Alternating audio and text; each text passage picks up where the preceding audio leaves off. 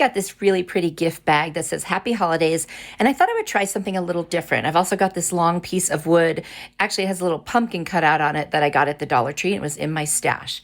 I'm going to cut off one side of the gift bag. Then I'm going to remove the hanger and the little card because I could use that for something in the future.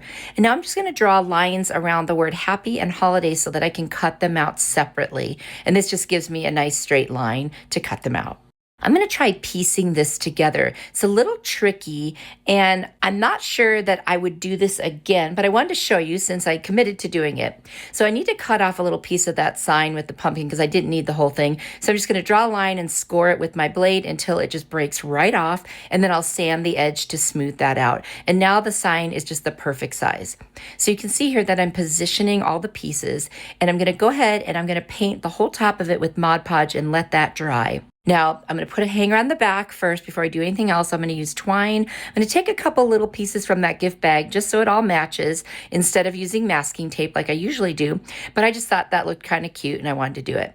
So now I'm going to place everything on the sign just the way I want it. I'm going to take my iron, and because the Mod Podge is dry, the heat activates it and it will stick without wrinkles or bubbles. I did have one little piece that overlapped, so I did paint some Mod Podge underneath and smooth over the top.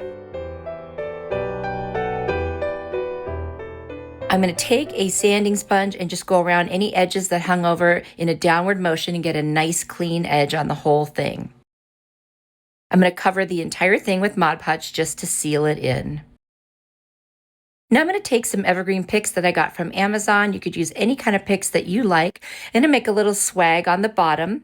And I'm just going to add those picks. I'm going to add another piece to each end to make it extend the whole bottom of the sign. Since it's a long, rectangular sign, I thought that would look really nice. Then I've got some little picks I'm going to add just to the center to give it a little bit more fullness, and just be careful not to cover up the words when I do that. I've also got 3 gold glittery pine cones with leaves on them. I'm going to put one in the middle and one on either side, just kind of for additional decor, to give it a little more interest. Now you can see the lines where I cut out the word happy and so forth, but I noticed there's like these little blue dots all over this. So I'm going to take a blue paint marker and I'm just going to put dots all the way around it. And I'm going to highlight with green the edges of some of the leaves and then add another piece of greenery right on there. And that's all I did. I think that it actually came out really cute, but it was a little tricky piecing it together. So, if that's something you're willing to do, then I'd say go for it. But I really enjoyed making it and just trying it out. Let me know what you think.